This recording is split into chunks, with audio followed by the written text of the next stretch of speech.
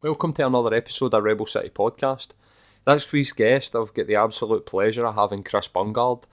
Chris is an MMA fighter through Bellator, and at the point when we recorded the podcast, he had just a couple of weeks before won his debut fight in Bellator, which was shown on Channel 5. He absolutely annihilated the guy, and we talk about that in the podcast. Chris is such a humble guy. For somebody that could literally tie you up in a knot or rip your head off, to sit and talk to somebody and think the power that they hold and how humble he is was an absolute pleasure to see.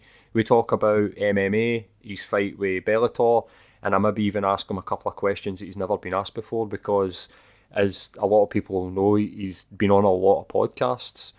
It was a beautiful day in Glasgow when we had Chris over and we did the podcast out in the back garden, which was, I think, a nice change for both him and me and Matt. I mean, we sat outside and absolutely lapped it up. I hope you enjoy the podcast. If you've ever got any questions about anything or want to engage, please engage on social media. Usually find us at Rebel City Podcast, at Rebel City Pod on Twitter, and I'm at Rebel City Paul, and Matt is at Rebel City Matt. So without further ado, here's the episode.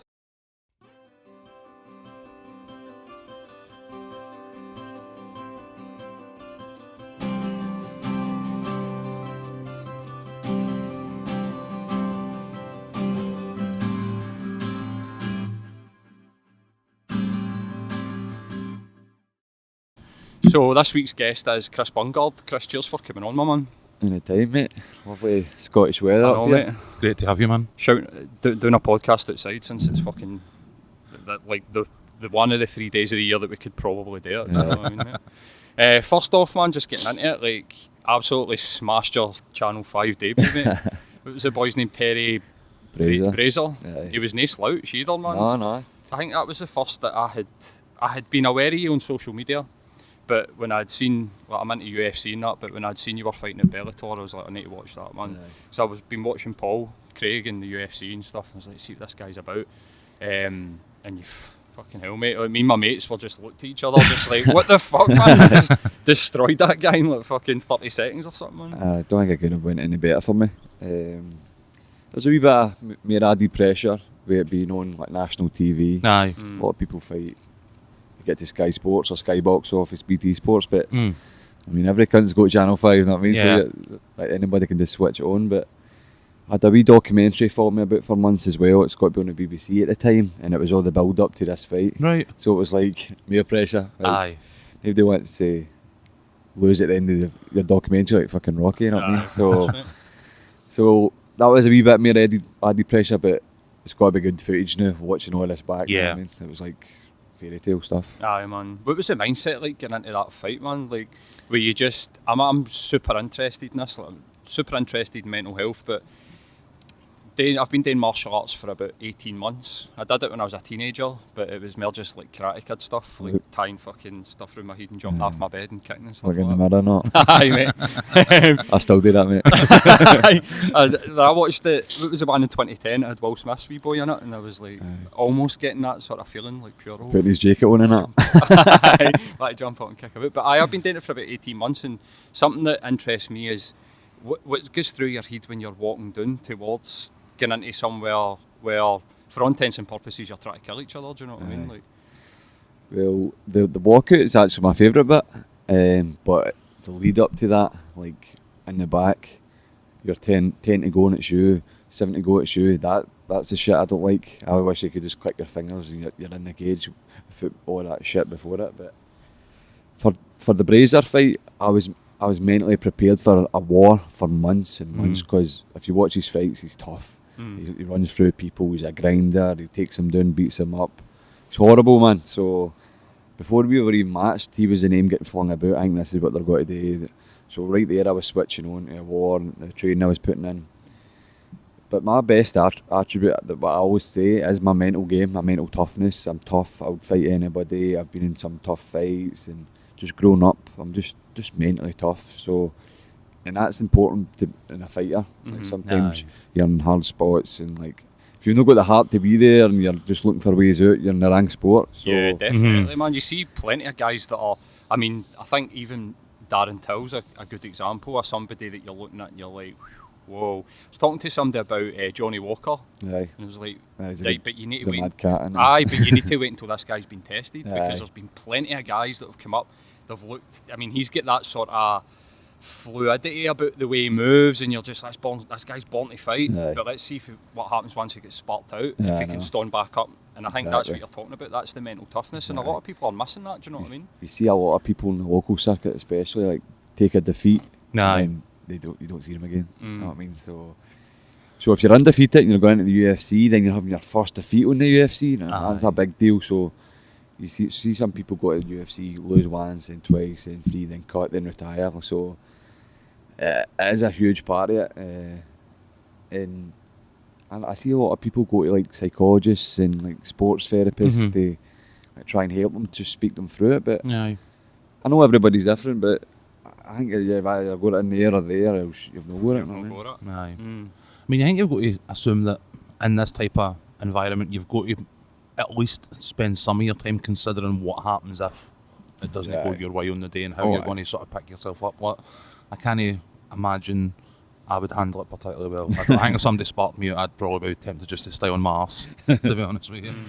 I suppose you need to have a good team round about you, don't you, man? but If that's what's going to happen to you. As for the Brazier fight, I was switched on all week. I wasn't thinking about the fight. I was relaxed. I was like in a zen mode, just focused.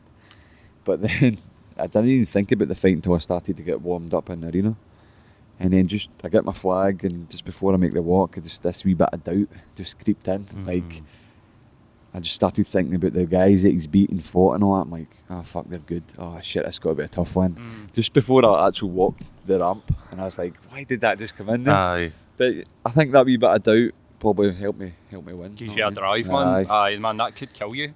That wee bit of doubt. Doubt could- kills, man. Aye, Doubt man. definitely That kills. wee, like you're saying, like I think perhaps getting it at that time, just right before you walk out, might have been a good thing to sort of settle you. Aye. But if you've been thinking like that for weeks, like, oof, this guy's got to be a tough fight, it's got to be a tough fight, you might end up psyching yourself out. Do you know what I mean, mate? So do you think, like, we'll get back onto sort of mentality later, but do you think, so what was your upbringing like? So what gave you this sort of like mental toughness?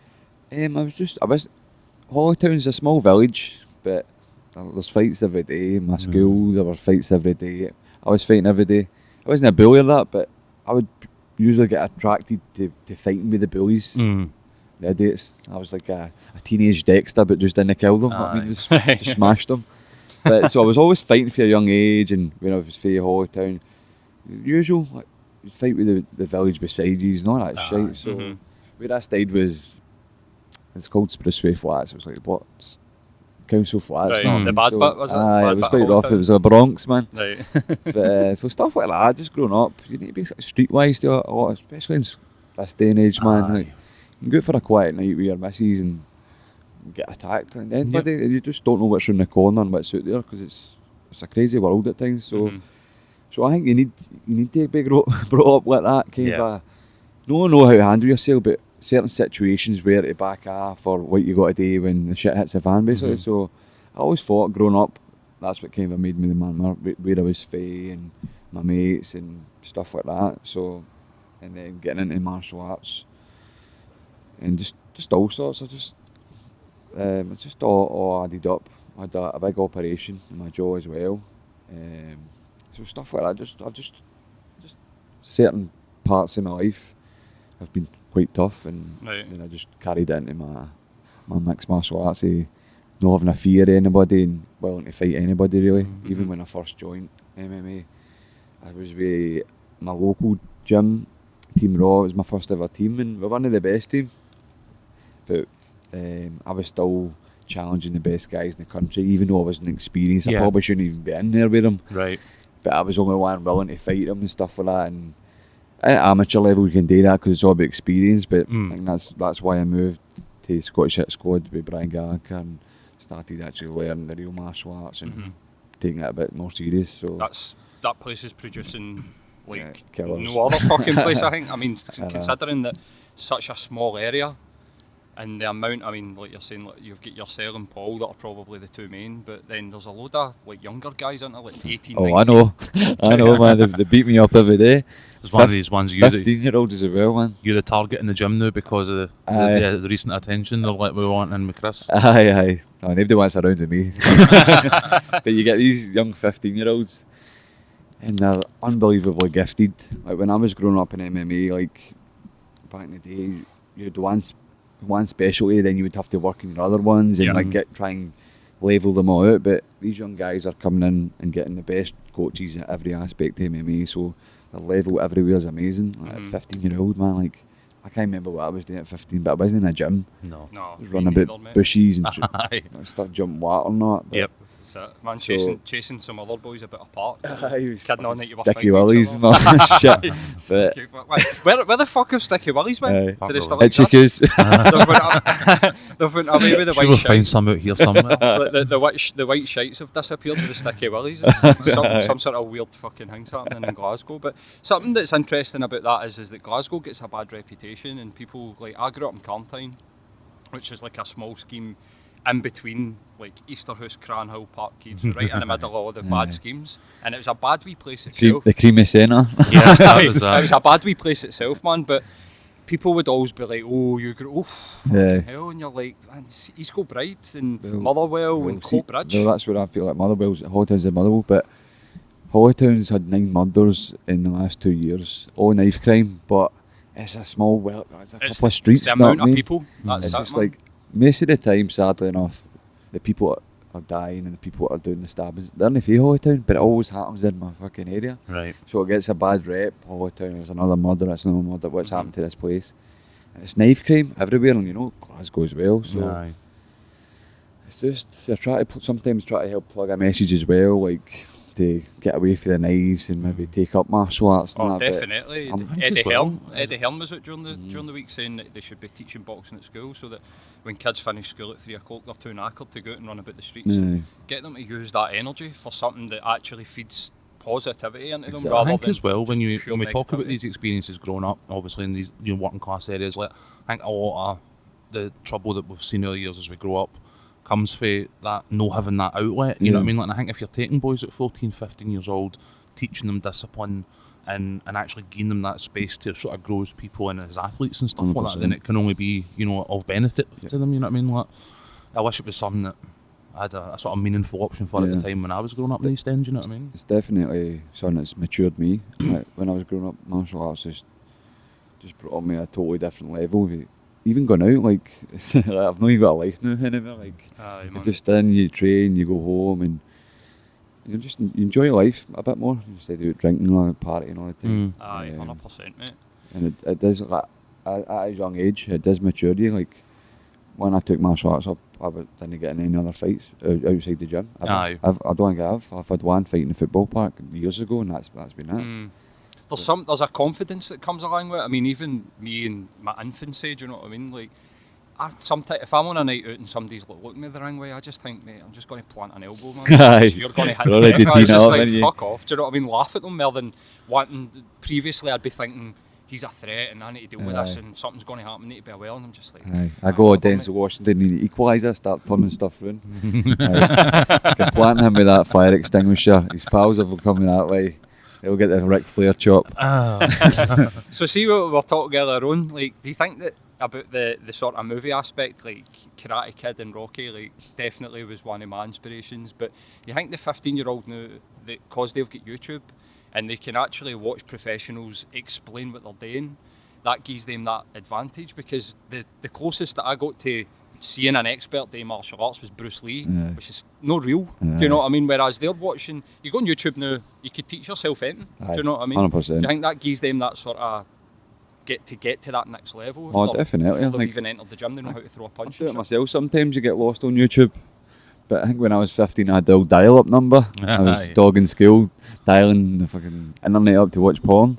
But I even do. I get lost on YouTube, like watching techniques, because I teach a beginners sometimes in a Thursday, and jiu-jitsu on a Thursday as well. And sometimes like, what could I go out of the day and I'll look at certain techniques, certain different ways to do it, and then I'll use it for my classes sometimes. So it helps me, and I'm 9 years in, you know what I mean? So it can only be a good thing for like a young 15-year-old that's lying in bed at night instead of playing his PlayStation. I think as well, like, I mean, I'm fairly casual fan of like the MMA and stuff like that. Like, I watch the big fights, but I'm a fair weather fan in that respect, so apologies. But my understanding it as long as you watch me. when it first broke out was that the mixed martial arts was about somebody with a specific discipline like kickboxing going up against somebody like, you know, judo or whatever it is. Whereas now it's more, as I say, each individual fighter has a combination of various different techniques. So stuff like YouTube and whatnot must be quite a big bonus for like expanding that knowledge. Oh, totally. You know what I mean? Totally. Millions of films. I can get lost to it for hours, click on what I want last night, and the man under it. A few years go by and I'm like, fuck, what have I been doing here, man? Watching somebody throw Thai kicks for like 3 years is just like another technique. And that's a good thing about, especially jiu-jitsu, there's so many techniques, there's so many different entries and setups, and you're just like, if it works for somebody, it could work for other guys, so it's good. So was that like a conscious choice when you started picking up, was that you were going to concentrate on the jiu-jitsu, or was that just something that happened on its own or what? Well, I just went to a local gym at Keir Hardie Sports Centre in Hollytown, and they were doing MMA. I just bought a wee pair of UFC gloves. I thought it was the man. What year was this? 2010.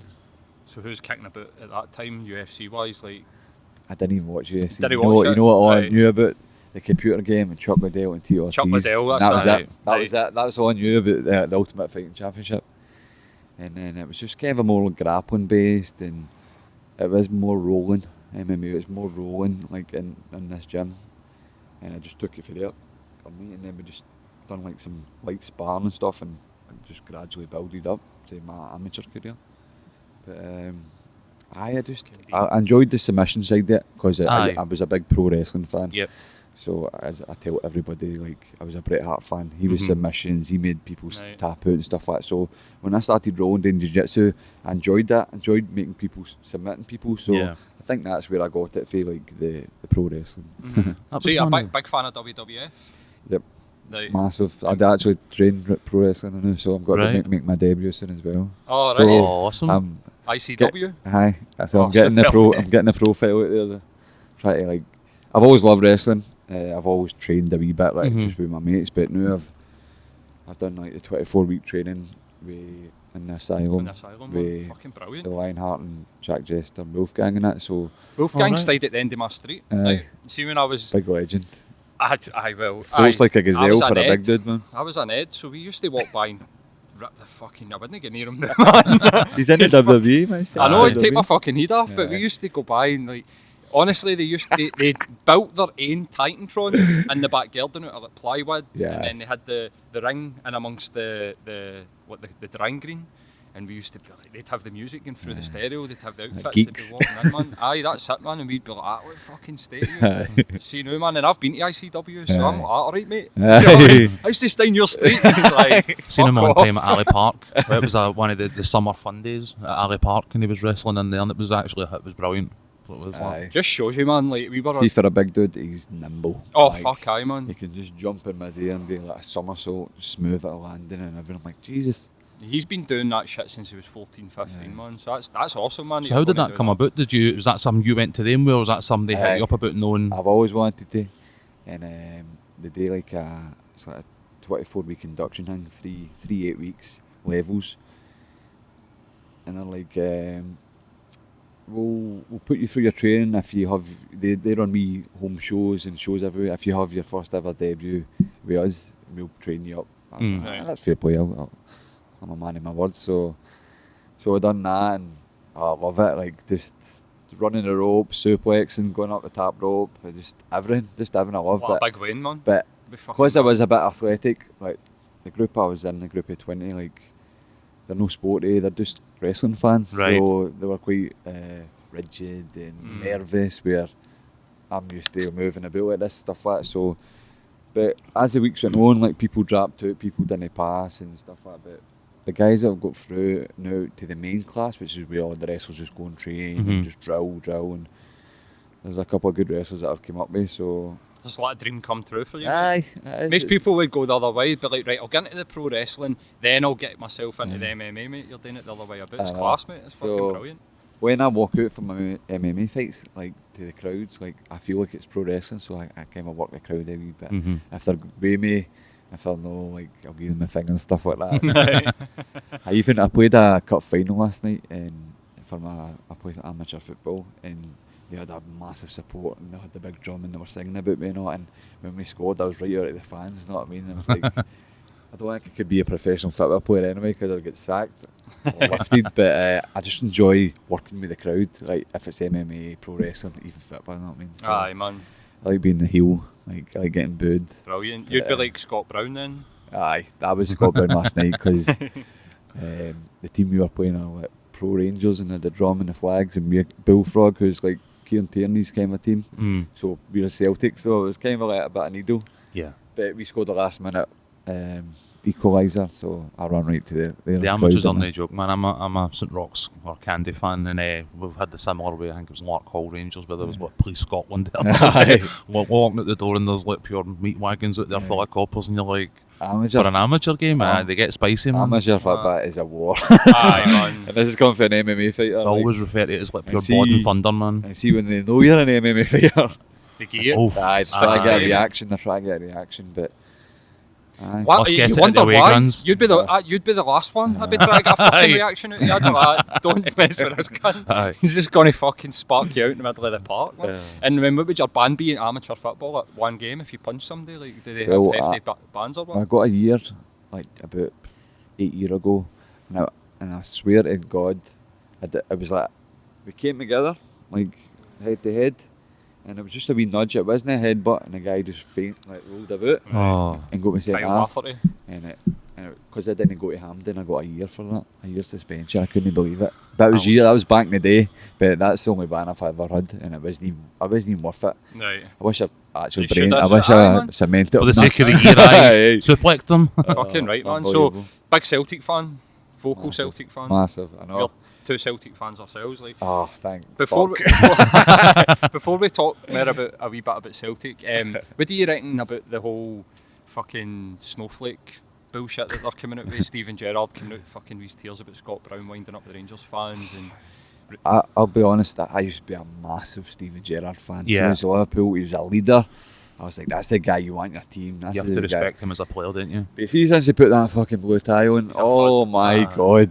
I mean, what was he talking about last week about Lions Den? I don't know if you noticed this. He's lost it, man.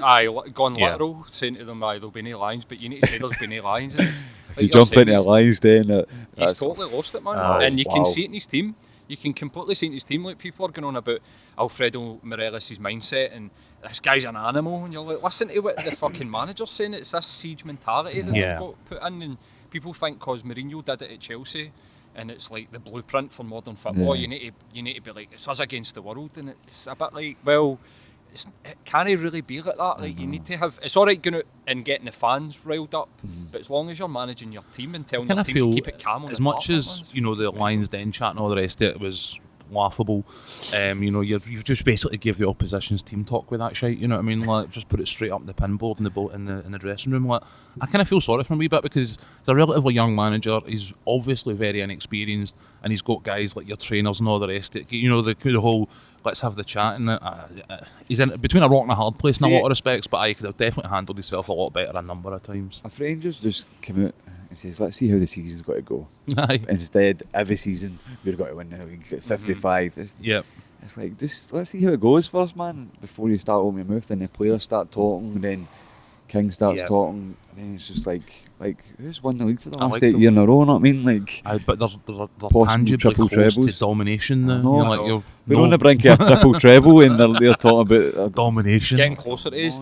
The one that I seen during the week, what was the boy that was out giving it, and you could fucking see that he didn't believe what he was saying. Do you know what I mean? Like, Arfield, was it maybe Arfield? I think it was Scott Arfield, and you could see him. I mean, if you're into psychology, you could see him looking down, and you could be like, the body language, man, he doesn't believe what he's saying. You get that in fighters. I'll fight anybody. Aye. There's a contract. Well, can we get somebody else? So what's your earliest memories of Celtic? Like, what was your So your earliest memories Who's and your then team? your favourite. Aye, Who's your favourite? Who's the one that My started first that? ever game, Uncle John took me to a Celtic versus Hearts game in '97, and it was a Larson hat trick. Oh. It's easy to remember. Through on goal, a header and a penalty. But I remember it wasn't the best seat. Remember, you used to get blocked with like the green beans sometimes. Aye. Remember that? It was one of those Restricted seats. It few. was one of those seats. But I always remember it. It's like it was '97, Uncle John. It was the year we Stoke 10 in a row. I think it was 97, Aye. 98. Aye, So Janssen. So it was easy to remember because it's obviously my favourite ever played as well, Larson hat trick. Of So, course, man. but that was my first ever memory because it was my first ever game. But Do you remember like my first Celtic memories? No, my first game, but I can remember the first time that I came out at the new Parkhead and I walked out like the tunnel. And I must have been about 9 or 10 year old, and I literally just get pure butterflies. Seen the size of the pitch now, and just looked at my dad like pure. You see loads of guys taking videos of their wins doing it nowadays. walking up, aye, I've got a that's- memory of that that's walking cool. up these stairs. I do like you know what mean? stuff like that because I'm like I'm going to do it. You know what I mean? Aye, Yeah. fucking right. But my man. first, actually, it's funny you mentioned that. My first ever memory of Celtic was watching it on old Sky Sports when it was like Albert's hammering in goals against us. And I was just always sitting there watching and we're always losing. Aye, But is this the team we support? But I always remember it, the old Sky Sports, and it was like Celtic and Rangers, and like Rangers used to shag us, man. So Aye. that's my memory. But my first game was Celtic. I grew up Hearts. with a boy who lived next door to me as a Rangers man, and he was absolutely mental on George Alberts. So I used to hammer. get tormented by that guy both hammer. during the games and then after them. So a lot of bad memories. So my first Celtic memory is basically the hammer. Aye. Does But- that think it? As aye, a Rangers when player? that- taking when somebody- Paul Lambert's head off near enough. Aye, well, when somebody mentions George Alberts to me, I just think of that New Year's Day game. It was like 2 minutes in, and McNamara jumped and the ball went through his legs, and I think- Stuart Kerr was like, no chance, I man. think that's what game I was. Say. That was a game when Cadet fucking chisted it up and scored a belter and they got ruled off for See nothing. the thing, the players that we had back then and all, but we Yep. just didn't gel really. You had your Pierres, Cadets, Decanios. Decanios, stuff like that. Like, It's very similar to them the now when you look at it, because when they play against us and they're playing against Aberdeen or whatever, you're looking at them and you're thinking they're all right. But then when they play against other teams, you're like, they're fucking shite. And that's the same as us. We used to go out and battle against them, get a Yeah. result, and then remember under that Janssen year, we beat them 2-0 at Parkhead on New Year's Day, like Lambert and Burley. Yep. And then we went and drew With one that at goal, Schufer man. Park. And you're just like, what was last week for all? Do you know what I mean? It sort of And deems that's what it they were pointless, kind of doing, and innit? that's what they're doing now. Hopefully they don't have the... see their goal of the season. Oh, did you see him? Catch who that was? I feel, Scott Scott Brown. Brown deflection. Know what I mean? Scott Brown deflection. And the guy that's been sent off like 7 times won all their awards. You're like, he's not player of the year. He's like the worst player of the year for you. He's ruining Fuck's your sake, mate. team. One of them said it was the greatest day of his fucking life. Do you know what I mean? Scraping a 1-0 win at Ibrox. It's just Staunch. it's He was- levels. Aye. Andy Halliday's staunch, wasn't he? So who's your team? What's your like Lisbon Lions that when you're grown old But it's like, probably, I've seen it's that probably team the play. Martin O'Neill team, Seville team. I was still a bit young. Like I didn't go to the. Like I was too young to go to Seville. Basically, I wish it was Right. a few years later. I was too scared. But I did go to all the like European games and that now. It's like a lot of people go now. It's like that's the thing now. Going away days, even with Rangers as well. I think they just Do you get any jump on preferential in. treatment because you're famous now? I don't. I've not even tried. I don't want to be that guy. No. You know what I mean? No, I don't. Got to keep your seat. I don't know. I don't think the boys to ask a player do you want to get his tickets. You know what I mean? I don't. Even though if they came to me for fight tickets, I'd probably give them it. Oh, No. fuck aye, mate. That's the But, thing, isn't it, man? It's like if it was roles reversed, you'd be pure. No bother. Aye. They'd be like that to you as well, man. You're mates with Kieran Tierney, aren't you? Aye. So how the fuck did that come about? Just through amateur football, fun enough. The team that I play Right. for the now, Bullfrog, that's his like local, and like, he's from Motherwell Muirhouse. So he used to always come and watch him, me play against him. That was my rivals at the time with my old team. I just started talking to him through Twitter and ended up coming to one of my games, and then we just became pals with him. That was a good few years ago, and we don't really hang about, but we go for food a lot and stuff like that, and go to like the gym and stuff like that. So. Right. Have you ever sparred with him? No, I took him on the pads and that, but Right. Any no, good? man. Yeah, he's alright, man. He's got a good left hand in it on him, but I can't Fair start Bob sparring. Cutting the last year or Can't so start as well, sparring. ain't I can't start sparring him. Know what I mean?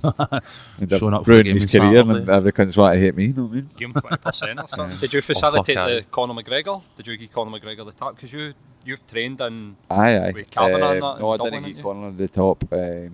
Kieran gave it to Charlie Ward when they were over for Conor speaking in Glasgow. Yeah. And Charlie Ward's like my teammate for Dublin, but it's Conor's good friend as well. I think Kieran gave them the tap, and he gave him up. Is it like another level out there training with like Coach Kavanagh and stuff? I wouldn't say another level, like, because Brian Gallagher's a great coach, and they're very similar. See the stuff they teach, and I don't tell anybody this. I don't go back and say like, he does that or he does that. I just learn from them, but they're very similar in the way the technique. But the only thing that John's got is numbers. Numbers are there because he obviously Conor's a world superstar. Aye, he's famous now in his own right, I suppose, isn't he? So that's the reason I go over there to train as well for fight camps. Is the numbers and the weights. Obviously Paul's my teammate, but he's a heavyweight. I'm a lightweight. Tough for you We still train together and spar together every day and stuff, but I just don't get a lot of my game away on him because he's so good and long and big. Where in Dublin I've got like 40 lightweights pro on the mat at the same time where I can mix and spar with all them. So it's just good to get a good level and a good body size and stuff like that. It's just a wee change. And I like got to Dublin, so gets me away from Scotland for You've trained a with week. Conor?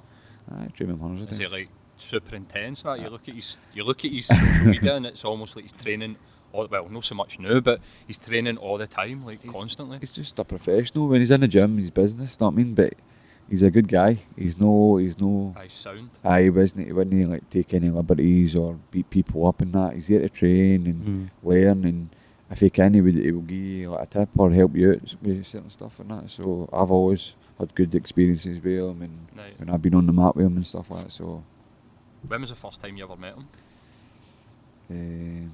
About 3 years ago. So he was already quite. Well, I met him. On the go. I met him in Manchester one time before I went to Dublin. But first time I trained with him was about 4 years ago. It's one of the ones you're just on the mat, just sitting there, and then Conor McGregor walks in.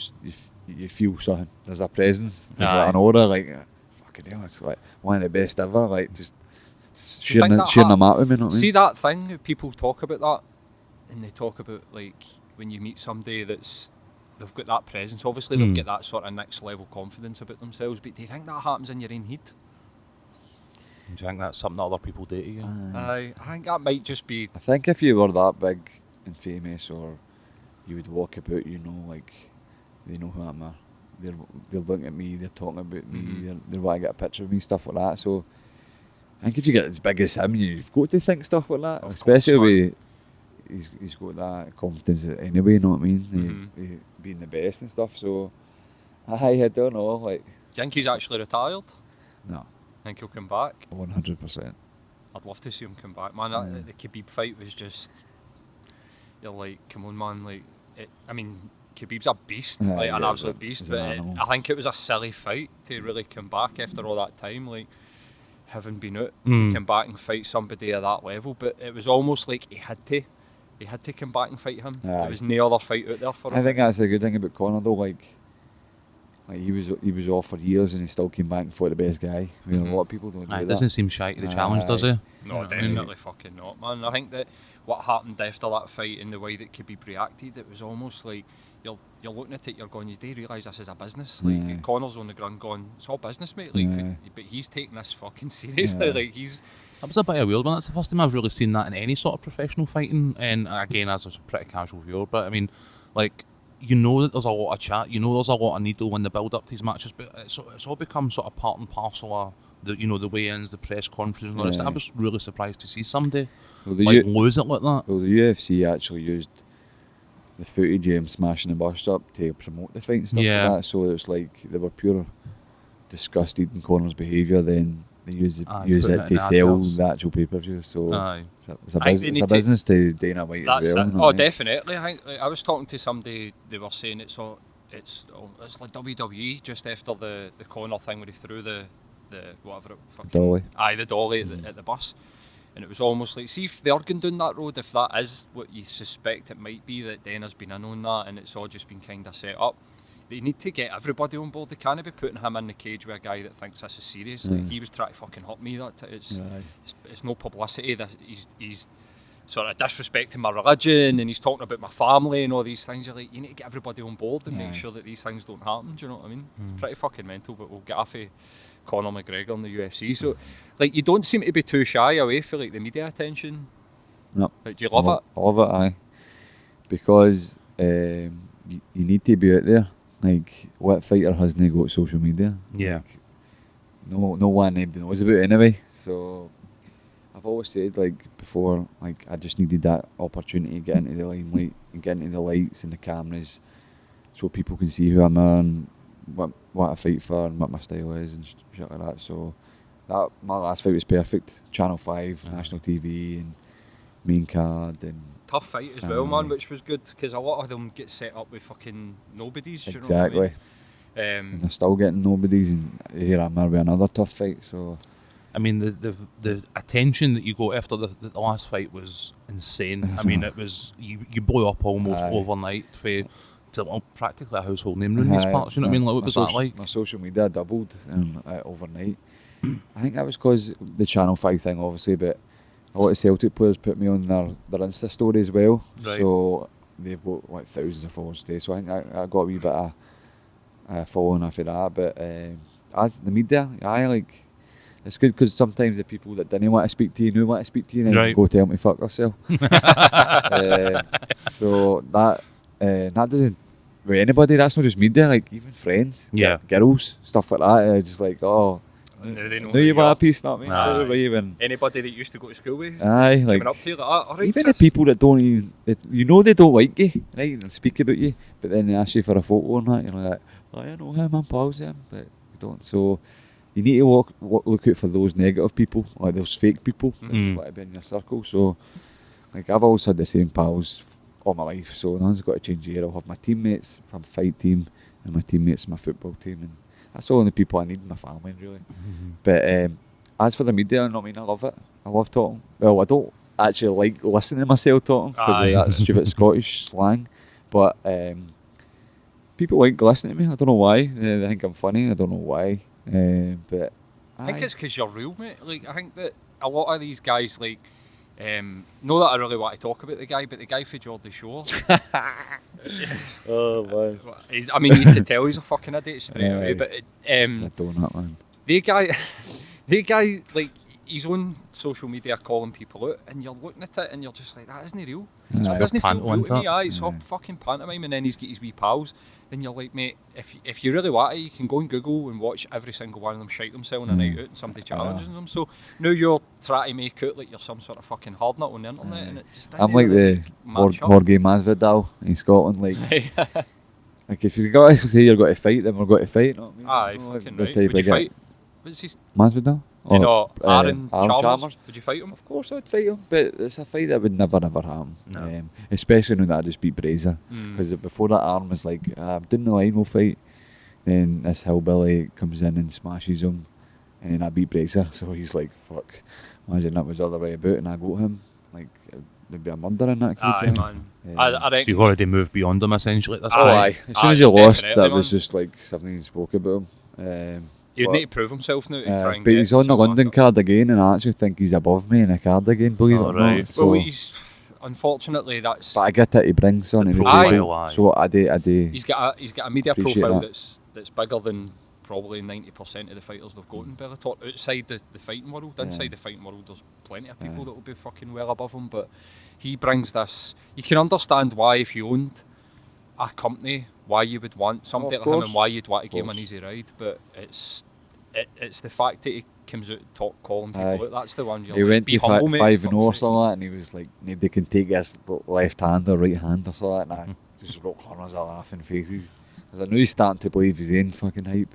They say it to you when you were there, were you in the same room? After the fight, after our fights, like, he done his media scrum, which I respected, because he just been beating his own hometown, and he still went and faced the camera. So I liked that. That's got to be a rough one. I respected that. So standing there, I was like, Aye, I like that, man. So I kind of went over and shook his on and says, look, this is where your journey really begins now. Like, this is what kind of fighter you are. You've just lost in your hometown, blah, blah, blah. And he was kind of just saying, oh, like, congratulating me. And he's just like, oh, when you go to the mic, I fucking shat myself. Because I was like, I'm getting it tight here as soon as I grabbed the mic. So then we got split up. And then when I went back to the hotel, he was waiting in the lobby. And he was just kind of saying, by the way, you're not arguing with me on Twitter. It's my agent you're arguing with. I don't use Twitter. And I just thought that was bullshit. Oh, but, definitely it's bullshit, man. 100%. And then he's like, do you fancy a pint? And I'm just like, I'm going up to the room to chill for a bit. I'll come down later. But I didn't go down for a pint. But he was a no bad guy, you know what I mean? I think it's all just a bit of a media circus that he's drumming up, and he's actually just a guy. Aye. Fucking he got beat, man. That's but, the game button. If he ever wanted to fight me, I'd obviously fight him. But I think he knows how that would end. You're looking forward to London then? I'm not looking forward to it. I've not really thought about it now because I've not started my fight camp. When I start training, I start to switch on. This is when preparing for war again. Because this has got to be a war because Charlie's tougher than Brazier. The reason he's got a record like that is because if Brazier fought the guys Charlie had fought, he'd have a similar record. Right. So he's got good hands, a good boxer, he's hard to take down, he's very durable. So I think it's got to be another tough one, a long night. But I thought that about Brazier and look what happened. So you never know in this game. Threaten, mate. Aye, That's what you've got to be, isn't it? But I'm going to put him in his back. I'm going to take him down. I'm going to beat him up. I'm going to finish him. So it's not going to be as easy as that, but it'll roughly be like that. What's something that really interests me is the mindset that goes into the camp. Like, so you're at the start of your camp right now. Like, do you just have to have constant positive thoughts? Like, do you need to just keep yourself driving, or do you need to sort of ease yourself into it? Because it's almost like, it sounds like for a lot of the guys, it's like, I just do what I want, I train a wee bit, but I'm eating what I want, I do what I want, and then it's like, bang, Monday morning, that's it. My nutrition's on point, my working out's on point. How do you go for like one extreme to the other? Like, that's exactly what I do. In between camps, I just eat shite. I mean, I wake up, I reach for cookies, donuts, cheesecake. That's my new thing, man. So, desserts, I'll travel an hour. I'll travel an hour to like Strafen and shit like that, just for cheesecake. You know what I mean? But that's the way I've always done it though. So I know I get that scunnered with eating shite food and chocolate that I can't wait for a fight camp. Can't wait to get back to normal clean eating. But for me, it's not really mentally preparing. It's just it's time to go to fight camp. It's time to eat clean, cut out all the chocolate and that, and then it's normal. It's just show up to the gym and train and just go home. Don't have any wee niggling thing going. You can just have another bit of chocolate, man. It's all right. I do that. I cut it down to having like one cheat meal a day, and it was like a Sunday night. I would have like a hot chocolate or something like that. Right. But then I started eating these wee Belvita baked bar things, and it's got like chocolate chip in them. And next thing you know, I was eating like a full box. Scrambled the whole packet. Like the grenade bars. They're the devil, man. They're the fucking devil. I bought them in bulk, which don't ever do. You're just munching fuck out them, man. And it's like 0 grams of fucking impact carbs, but then you read the back and it's 40 grams of carbohydrate every one of these fucking bars. Exactly, and I was going through boxes, so it's like, see if I didn't eat them and the Belvitas, man, I'd be shredded for the get-go, but stuff like that, they're my weaknesses, like the grenade bars. But you just give yourself them? I keep checking my weight, so if my weight's alright then, and I keep making weight, then they're alright, but I do need to cut down on them, especially for this camp. Can you sort of, with that sort of mindset, can you understand why like guys like Tyson Fury, like he's got this sort of need to be world champion, wins his world champion, and all of a sudden it's just boom, just balloons. It's almost like his purpose just goes, man. Hatton was the same, wasn't he? He was one. Guinness. He kind of it was a Guinness, up and but down in between fights. He would drink fucking like 10 pints of Guinness a day and that when he was at half camp. Wow. And then when he was on camp, obviously there's like nothing there. It's mental. I mean, see, between obviously where you're now as a professional and obviously I've heard you talk elsewhere about having, the day-to-day jobs and all the rest of it. When you're getting into that sort of in-between fight mindset, is there a difference now? Are you more professional in your half time than you were previously, or is it much a similar thing as before? I only, it's got to sound so bad, but I only started taking it really serious like a year or 2 years ago. Right. And I've had 32 fights. But that was like knuckling down on my nutrition and going out and stuff like that, and just take my training serious. Like even sometimes when my coach is showing technique, I'll drift away, man. I'm a drifter, know what I mean? Right. Just like that, and then I'm like, can you show that again? And just usually I'm thinking about fights or other stupid stuff. But 2 years ago, like I lost my job. I got sacked. I was working in steelworks for like 9 years, and funny enough, I got sacked for like going away and training and going away and watching Celtic abroad and stuff like that when I was pulling sickies, and I found my Instagram. All the days I was half sick, I was in another country. So you only been very covert. they caught me at a belter, and I was working for 9 years, and I was a dead end steelwork job. I worked the forklift and cut metal, and I could use every machine. So I thought it was golden. I was only a couple of years in, but nah, sure enough, man, they sacked me, and like then that's when I went full time fighting. I trained twice, 3 times a day. I got my rest in, which was vital, because working at a 9-hour shift, going to train at night, you're fucked. You're just you're unmotivated and lethargic. But so when I went full time, I've just smashed it at the park. I think my last 10 fights, I've only lost one to Colin Fletcher, and it was a split decision, and it was fight of the year. Fight of the year. So, and I thought I won it. So apart from that, like I've been on a roll since I lost my job. So it was the best thing that ever happened to me, basically. Right. So fuck you, Excel Steel. Fucking right, man. This is something that we talk about quite a lot in the podcast, is having the kind of bravery to go and chase it. Like people that have actually got the balls to just be like, do you know what, fuck it, I'm going to give this a go. Do you know what I mean? Like a lot of us don't have that, man. It's a sacrifice, because this day and age, money is everything. Like you need to pay bills here. Shit's tight as well. It's not just about chasing it, you know what I mean? Like, it doesn't go as far as I remember it going, and you know what I mean? There is a big pressure there on a lot of folk to go and, you know, like the old, go and get a real job.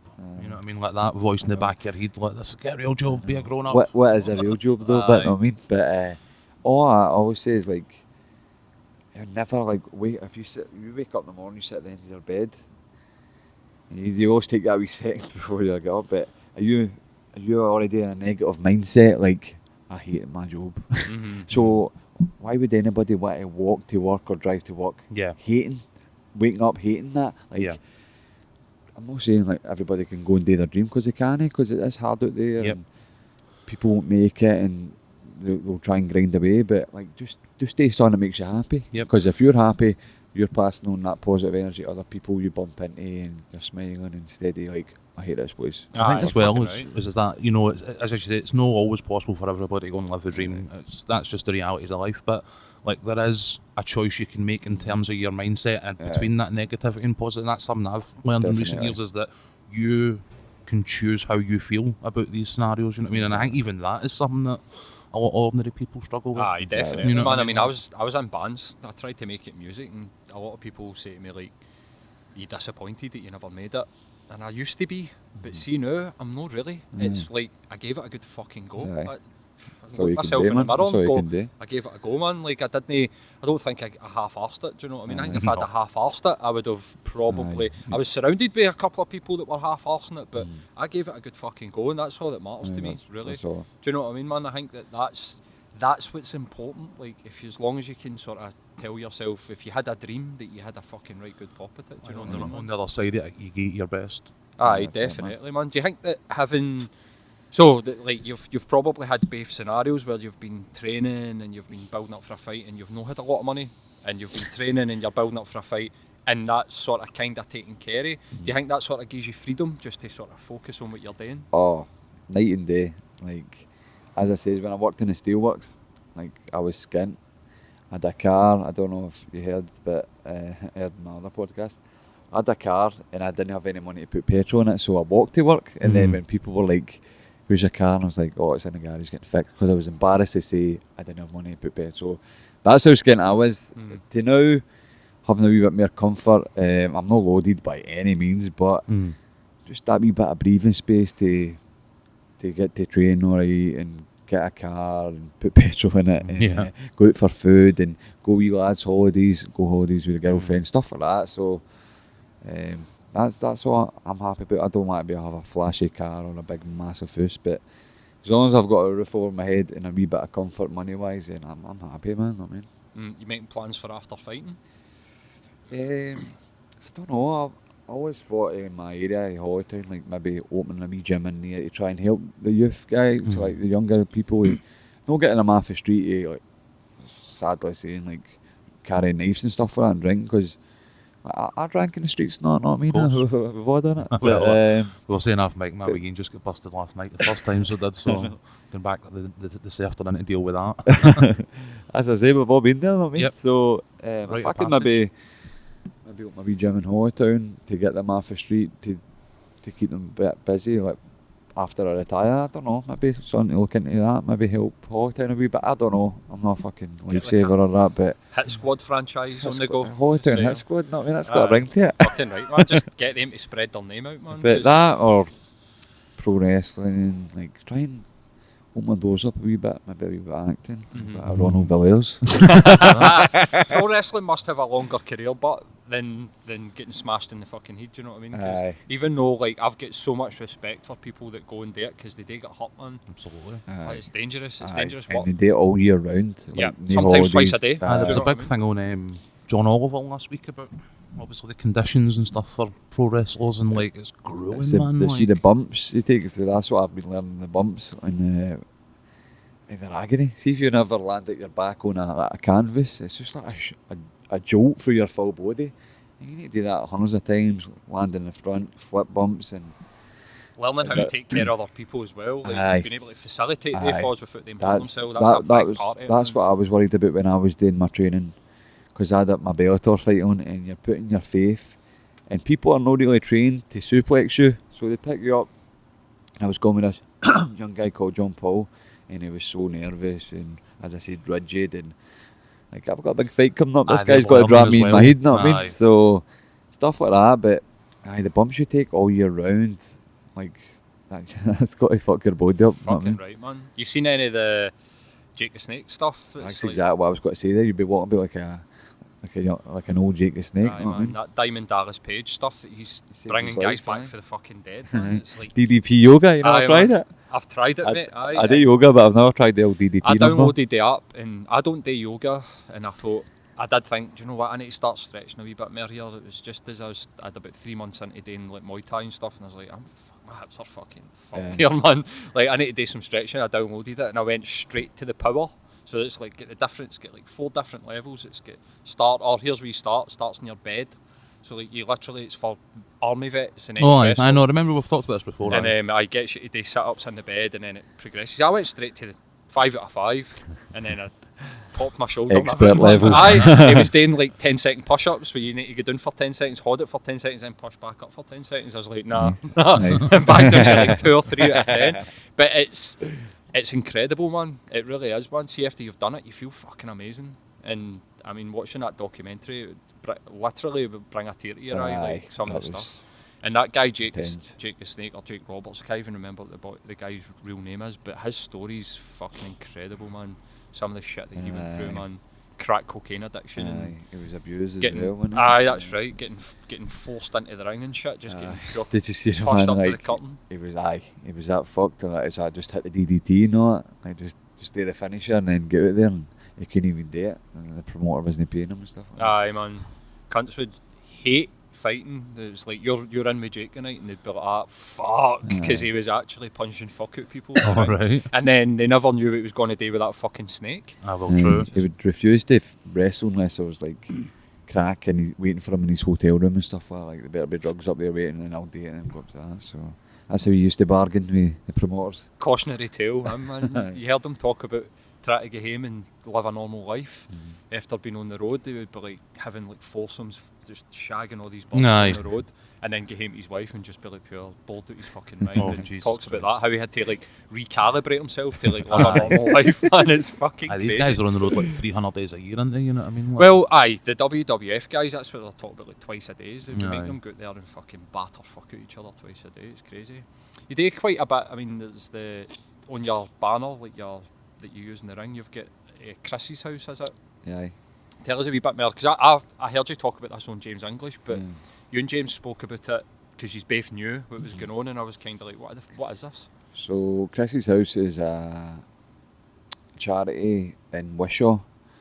Basically, it's to prevent suicide, to raise awareness for suicide. It was the lady's called Anne Rowan who started it because she lost her son, Chris.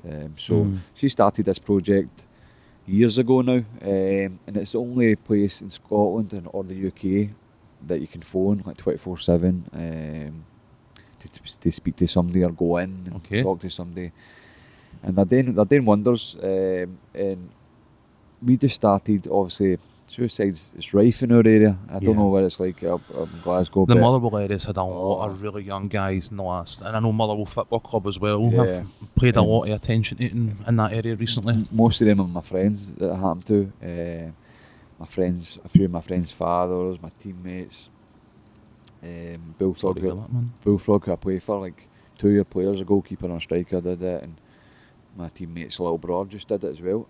So it is everywhere. So we started a charity day to help raise awareness with Chrissy's House a few years back. So we have like a football charity tournament, 7 aside during the day. Then at night we have like a disco with bands, DJs, big raffle, give away like signed jerseys, holidays, 5-star holidays and that in a raffle. It's a great night. So this will be our 3rd year. The first year we raised like 4, and then the second year, last year we raised 21 grand. So that's amazing.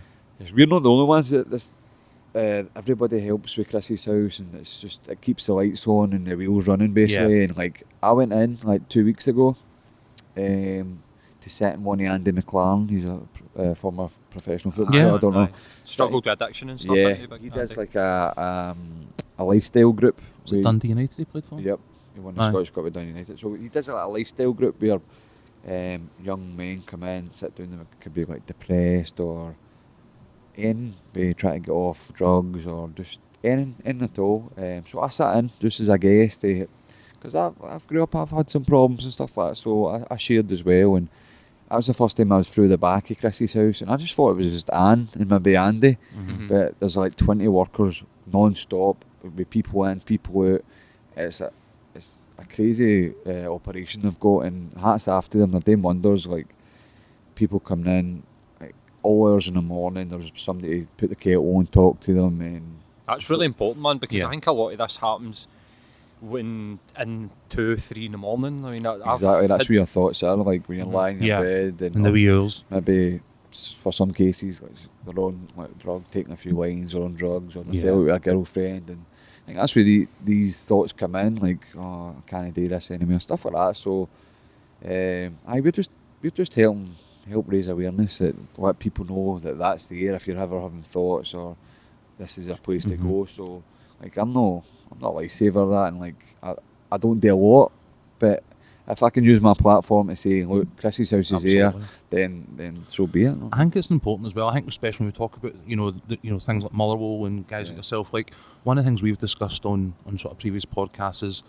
suicide's a really complex issue, and there's never ever one defining factor that really drives it. There's a number of things in play, but like one of the things is obviously our notions of we're in masculinity and what a man should be and all that kind of stuff. So I think when guys like yourself who are in a really sort of masculine industry, guys like the football teams like Motherwell, the managers and like first team players coming out and actually saying to people, like, let's talk about this. Like I think that's something that can really make an impact to a lot of folk that it wouldn't normally reach. Totally. I think like back in the day, like the man way, the old school way was just about living up. You know what I mean? Like you're probably laughed at if you had to come out back in the day and said you had problems. 100%, man. You imagine Mike Tyson coming out in the 80s and being like, I'm struggling with my mental health. People would have been like, fucking cancel him, man. But now, guys like Tyson Fury, like you're talking about, and even like you're saying, you're using your own platform. I'm sure that the guys at Chrissy's House, even though you're saying I'm not a lifesaver, but you're taking that word and you're spreading it about as much as you can, man. I've had set up a few nights just to answer messages people want to talk about to me, so sometimes I enjoy that, you know what I mean? When people come to me for help, and I can't say much, but if they want to talk for a bit, then if I'm up, I'll do it, you know what I mean? So that was quite cool a few times, and it's nice when you help somebody and they appreciate it and stuff like that, because it's still a bit weird that I could actually help somebody. But of course, man. we all need to just help each other, but don't we, man? We all just need to talk about how It's so strange, man. You think about 2, 3, 4 years ago, if you were sitting going, we need to band together and talk about how we're feeling, you would be a wee bit like, what? Yeah. But now it's just, I just realised the importance of it, man. It's like, That circle I sat in, that was an eye-opener, like, grown men just pouring their heart out, and then the guy beside them supporting them, like putting a hand on them, we can do it, and I was like, this is amazing, this is fucking, so then I ended up opening up, so I'm no hanging there thinking I'm just sitting there listening to their problems and judging them. I'm like, no, fucking want to use, man, like, let's talk and all that, like, so that was an eye-opener for me. I think as well, when we talked off mic beforehand, we had obviously a previous guest, Gary Falls, I think, a mate of yourselves, he runs his group. I mean, that's largely, ex-service personnel and stuff like that. So I mean, it's no just about whether it's young lads in the local area or ex-service personnel who are probably tough as nails. You know what I mean? Like everybody, it works. All ages, getting out and talking about it, it just works. You know. How much do you think the martial arts and the focus that you get for your camps sort of keeps you rooted and makes you no go down rabbit holes of like negative thinking and thinking that everything's just not worth it? Aye, definitely keeps me disciplined and gives me something to work towards, and really gives me focus on. I'm more focused on martial arts than anything in life, so it saved me. It definitely saved my life, because when I was younger, obviously I'd have been getting into trouble and stuff like that, so I could be in jail or anything, or just like sadly like a few people that like now like could be end up dead. Another statistic, exactly. Mate. So it's definitely saved my life. So you think about that pivot point in your life when you lost that job in the steelworks and you had been there for 10 years, whatever it is, and that could have been the catalyst for so much negativity, but instead you've went, nah, I'm going to have a right good fucking go at being a professional fighter, mate. It's so admirable, do you know what I mean? It's like an inspiration, honestly. Growing up, it wasn't like, my dream wasn't to be a fighter. Right. I wanted to be a fireman. A fireman or a joiner, or obviously play for Celtic, but fighting, I just became good at it. And then it's like people say, you want to be a world champion or you want to be number one, but I don't. Like, I'm not in this to be world champion. If it happens, it happens, but I'm not coming out saying, I'm coming for that belt, Chandler. I'm coming for that belt, fucking Khabib or something, not me. Yeah. But I'm no. It's no. I mean, it wasn't a dream. It's not a dream to be world champion. If that might be sounding weird because I'm a fighter, but not at all, man. Like, it's not. I think when I've obviously heard you. Obviously, I've got a lot of belts, and I like having a belt, but of course, it's just never been a dream. Like, I'm going to be a world champion one day. Like, all these fighters always say that, and they don't really. That's it. I think that's just one of the things that they're sort of expected to say. Do you know what I mean? I don't know if a lot of them do actually. Do you know what I mean? If they were to go, right, okay, cool, you can sign your contract right now and go and get your shot, they'd be like, fuck off, man. You know what I mean? Like, put it in their bio, like future UFC champ. Future I think that's champ. Almost like that sort of thing, that bullshit that you get with like The Secret. Yeah. You ever heard of like visualizations and being like, if you say it, it'll happen, and it's like, that's not always true, man. I think that you're well humble, and that's a good thing. That's the only thing. I think it's weird that you say you never wanted to be a fighter, because and obviously the build up to the day, I've looked up previous interviews and fights and various other bits and bobs, and even now, listening to you talk about it, you can actually see it beaming out of you that you absolutely fucking love it. You know what I mean? Like, so I do. There was a time that you never wanted to do it. Doesn't compute with me. You know what I mean? I do love fighting. Not going to lie. Like, when you're tapping a guy, try to crush his skull with your elbows, like, you're like, you must have a wee bit of something not going on in there. Know what I mean? But I do love fighting. I do love the buzz, the walk out, the build up, the interviews, the winning obviously. But it's like it just wasn't like. So see, after the fight, obviously, I keep saying obviously, I get chinned up this the other week. On YouTube, somebody commented on a YouTube video saying, "God, stop saying obviously." I now keep saying obviously. It's now in there. I can't get rid of it. So, like, we've talked about the build up, the training camps, the mentality of that thing.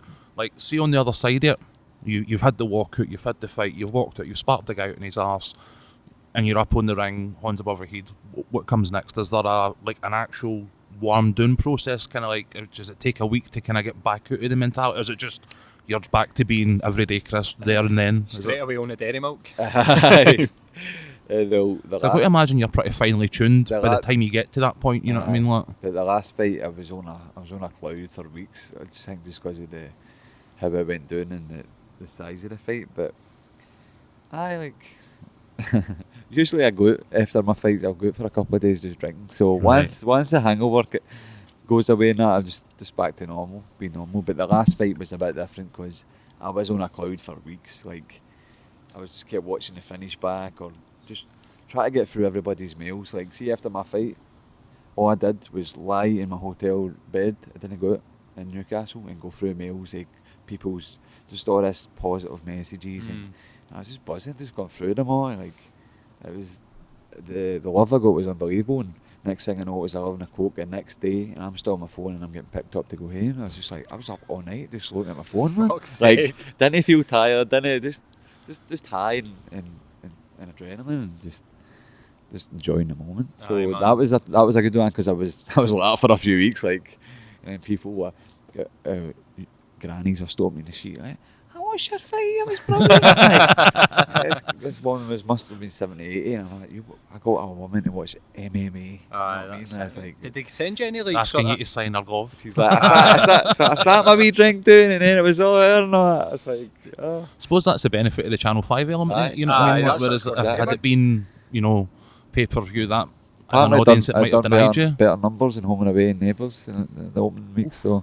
That's what I was going to say. Did they send you numbers? Did they tell you like how you had done?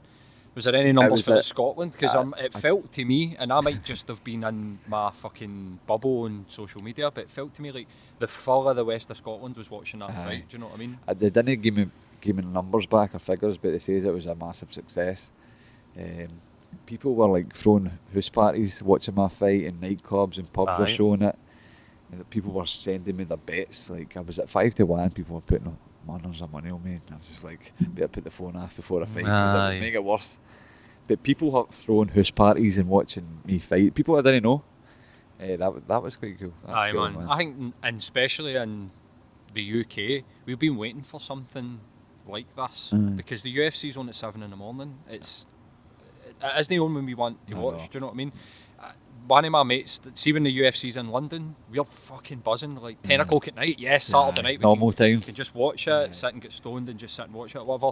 And then when it was Bellator was announced in Newcastle and it was on Channel 5, everybody that I knew was like, oh, I can't wait for this, mate. So it was literally like The London one's platform, got to man. be good Aye, because man. the main card's unbelievable. Like Musasi and Paul Daly, Melvin Manhoof's fighting on it, Right. James Gallagher. So that's the main card. So it's got to be tasty, and you've got me. But it's got 16 fights on it. So Have they got to show them on Channel 5?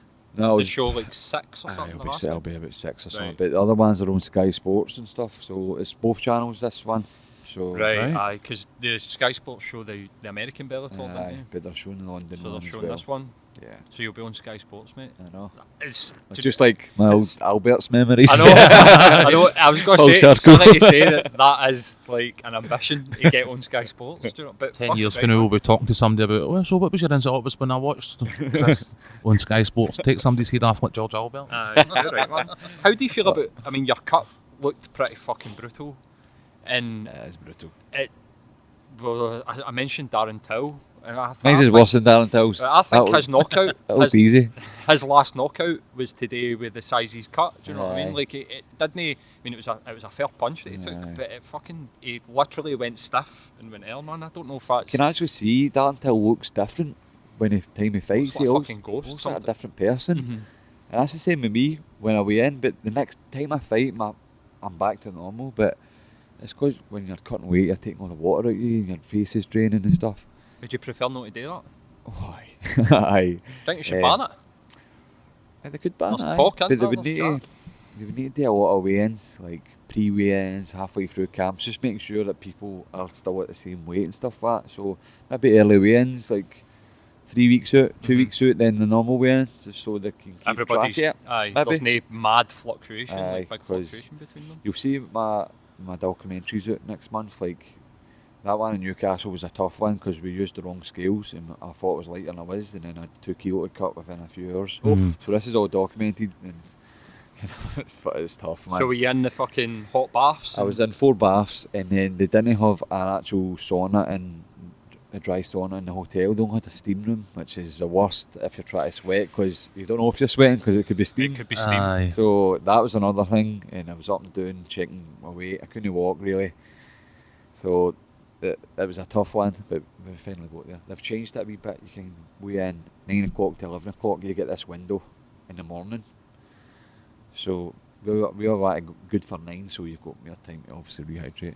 And that's when we found out the scales were wrong. So then I'd be at hours to lost the 2 kilo. Fucking hell, man. You know what I mean? 2 kilo is a lot. Aye. Especially you've been dehydrated for 24 hours, no ate or drank in Aye, you're 24 already hours. weak. Yeah, big time. So How that was testing fun. is it, like, to your mental toughness, that shit, man? Like, because I... But see, because I I always could do it. see it, because I always do it. I know I can do it. So, Right. but it's horrible. Like the first bath's easy, second bath's not bad, third, fourth bath's horrendous. You're floating about, you're trying to get out. You need to keep your full body under as much water as you can. Yeah. And it needs to be roasting, scalding hot. Okay. So, but you get restless. I'm torn. Then you go under the covers. You get restless. You can't swallow, and it's just horrible. Then if you're a wee bit to go, you still need to go down to a sauna with a sweatsuit on, and you weigh yourself up, a wee bit more to go, back in again. It's like a fucking torture chamber. It Aye, that is. sounds like the stuff of my nightmares, man. So that's why I say how I'm mentally tough, because I cut a lot of weight, and there's not a lot of people that can do what I do. So I'm already winning that game.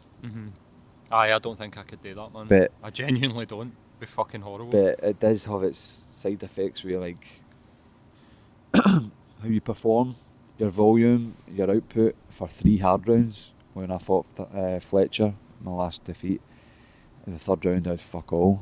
I was still competing, but if I didn't have, when he missed weight with hunters as well, but if I had to do it a wee bit better, I think I could be more a better output in the 3rd round, where it matters. Sometimes you need a strong 3rd round to maybe win the fight or whatever, or stay in the fight. So there's that side to it. Like, you're draining yourself. So as the fight goes on, how's your body got to be? Aye, stamina wise, it's Yeah. counterproductive It's the sometimes. fucking brain damage, man. It's the damage that it That must too. do to your brain, getting it rattled. Because as soon as you take a hit, man, it's just getting rattled about inside your head. Yeah. Do you know what I mean? There isn't enough liquid for it Yeah. to fucking That's take the- that that's the impact, dangerous man. That's part. how people end up actually out. Aye, Do you know what I mean? okay, Like, totally yeah. sparked out. So I think, like, I think it should just be more, like, at a good weight. Do you know what I Yeah. mean? Like a healthy weight. Why not just have 2 healthy guys fight against each other instead of 2 guys that have been so drained and have to, like, rehydrate yourself, Totally. like, back I up? agree. What's the I'm interested to know what the rehydration process is like. Do you take in, like, deorytes and Yeah, I do like that. so it's like Yeah. electrolytes and all That's that? the best thing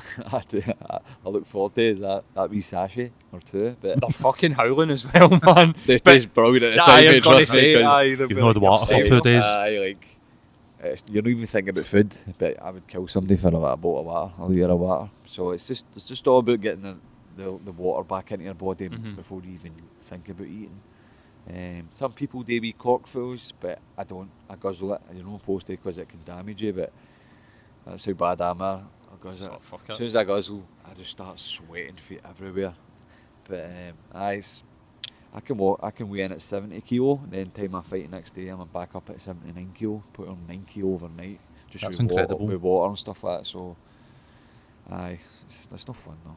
No, That's it the doesn't- worst bit. About absolutely the full does thing. not, man. Do you have any concerns, especially with, like, maybe not Bellator, but in places that you've fought before, about people taking steroids? And Oh, Bellator's full of steroid abusers. is it really? Aye. Fucking all the hell. American guys, like the champion Chandler's a steroid abuser. So they've not got testings, or is it They've got just testing, but there's no as strict as USADA or whatever it is in the UFC. Aye.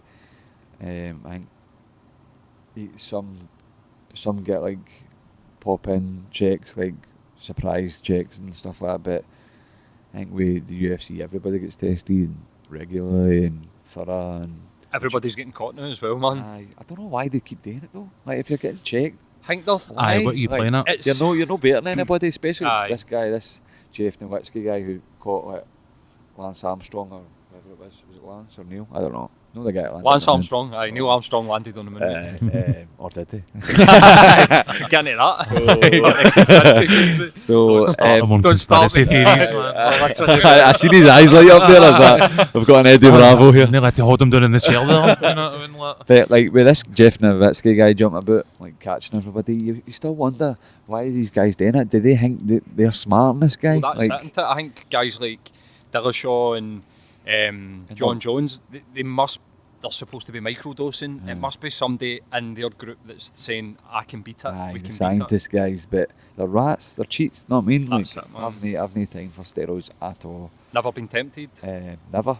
Even like Good for you, mate. the Bellator, like, you're like, if you're coming up against some of these American guys that are hitting it, you're like, I mean, why even the playing field, know what I mean? Because they just ruin your body as well. Like, I'm no educated in them, and two, like I wouldn't feel right taking it myself, like knowing I've cheated. Like, That's the thing that always got me about it. I remember the Lance Armstrong stuff and watched the documentary, the Icarus with the Russian dude and all the rest of it, and you know, everybody's doing it, it's rife, etc., etc. But for me, I don't get how I would feel stunning on a podium with a trophy above my head, knowing that I cheated to get there. You know what I mean? Like, I don't. That's the bit that didn't resonate with me.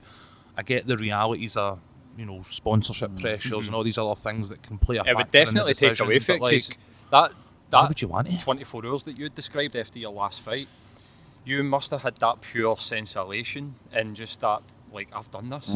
There would be probably about 10 or 15, 20% of that gone, because you would, in the back of your mind, it would be coming up going, but I took steroids, so you'd be missing out. You'd be missing out on quite a lot of your achievement by just doing that. But I think that's how Rangers feel when about the trophies they won when they couldn't pay their bills. No, they don't have any shame, mate. Don't know, man. I mean, still trying to claim them. Talking about the Rangers support, I've seen that fucking James English was trying to get a Rangers and a Celtic fan into debate, and it's like, surely that'll be like a one-sentence debate about them cheating. And that's it. I mean, what is there to debate in Scottish football? It's like there's a good side and there's a bad side. Literally, that's the way I fucking see it. I might be biased, but maybe just a wee bit. I just be like, your club died. See you later on, James. Yep. Bye. Aye, exactly. You're no Rangers. How do you feel about that? And just turn the mic on them and just sit back. And be like, so I love when they say it needs to be a civil debate, and you're like, I have a debate, but I don't think it's going to be civil. Aye, I don't. The Clyde one phone in a minute. Oh, you listen to me. Oh, you listen to me. They should just They're pick just arguing on two each other. biggest roasters on Twitter like that. What's the boy Andy Lacey. Andy Lacey? Should get Andy Lacey versus Irish Mick. Paul with Tim. I don't know, man. The brain, I don't know. The brain or brain damage guy that's always pure Paul negative. Larkin. Get Paul Larkin in versus fucking Andy Lacey. Something else that I noticed, and I don't know why, I was just like, do you know what, I'm going to ask him this question. Like, why do you still buy DVDs? You're literally... Finally, a question that I've never heard before. You're literally... That's like, something I don't get asked about is like... your DVD collection. Aye. It's like a time warp. I've got hard drives. I know. I just always collected them, even like my old VHS day. I had hundreds of videos. I'd go to boot sales with my papa and just like, I get my pocket money, boom, away in videos. So it's like videos that I just probably never heard of. I just buy them and watch them. I just love films. So now, like, I changed my films out of my DVDs now. It's just ever since. You're a huge film buff, but aren't Aye, you? big I time. used to. I worked in Virgin Megastore for 4 years, and I had a collection that ended up 3,000, Aye. and I sold them £1 a disc to the guy that missing records underneath the bridge. Ah, nice. Maybe about fucking 9 years ago or something. Are you also a movie buff then? He got a, oh fuck, aye. Yes. Huge, This is man. the podcast I've been waiting for. Huge. Right, go for it. Which, right, so I know you're going to I say don't know what question to ask. I really don't know what question to ask. So, what's your favourite? Like, all time, but right now, what's your favourite movie? Right now. Because mine goes in like recycles. Aye, so does mine. Mine's is like, it depends your genre as well. Like, because I've got like, I just say like a top 5, but like I could fire like a comedy like Eddie Murphy and Matt Lawrence's Life is like always been one of my all-time favourites. man, But it's a comedy, but it's not like my Pulp Fiction, which I love as well. Know what I mean? So it all depends. But I met Tarantino once. no way. I've Oh Jesus, man. stank of shite. I'm not kidding on. He seems like a guy that would probably reeked. like have a stench to him. Oh, he but reeked, man. He smelled like a damp carpet. where did you meet him? He done a PA in Virgin Megastore. In Scotland? Did he? In Buchanan Street. Oh, fuck's and I've sake, got man. I've got a signed copy of Kill Bill, Reservoir Dogs, stop, Pulp man, Fiction. stop. Just like I've got a DVD collection. We brought up the DVD, so I was thinking about we Quentin bought Tarantino. I know. I've got a DVD collection that's 5 strong, and it's 5 Tarantino movies that he's signed. I've got Always 8 as well. Like, he's my favourite, definitely. Like, what's the one I was watching? Hateful Eight. Like, see, That's for brilliant. ages, me and my girlfriend used to watch that every night. Like, I could play the part in it, but I didn't get a lot of good reviews. But I loved it. Yeah. Absolutely fucking loved it. So I mean, aye, like meeting him, it's almost like that sort of thing. You shouldn't meet one of your heroes, man. Yeah. It seemed creepy. well, Well, aye. Well, Things have aye, broke we know since that. then, eh? But Emma he Thurman was- had nice things to say about it. Aye, he had this Wu-Tang Clan t-shirt on, and The like I whitest said, guy ever in a Wu-Tang. he was fucking stinking. And then I seen him on Jonathan. So that was the Monday, and then I watched Jonathan Ross on the Friday night, which had been filmed on the Wednesday, and he was wearing the same clothes. Was he? So he must have went on Jonathan Ross. Old Absolutely stink fucking, dick. aye, absolutely fucking stinking. But Um, he's one of my heroes in like a sort of film sense. But it's almost like now, like you're saying, all this stuff comes out, and you're kind of like, oh, for fuck's sake. But I'll still love his movies. Like, Yeah. his movies are fucking amazing, man. Pulp Fiction's one of my favourites all the that's time. my number one. Jane Silent Bob Strike Back's one of my favourite movies all the time. I love Kevin Smith. That's, I feel like that and Clerks too. that's how I feel about, see, when people gives me a negative comment on Twitter. Yep. Like, what in?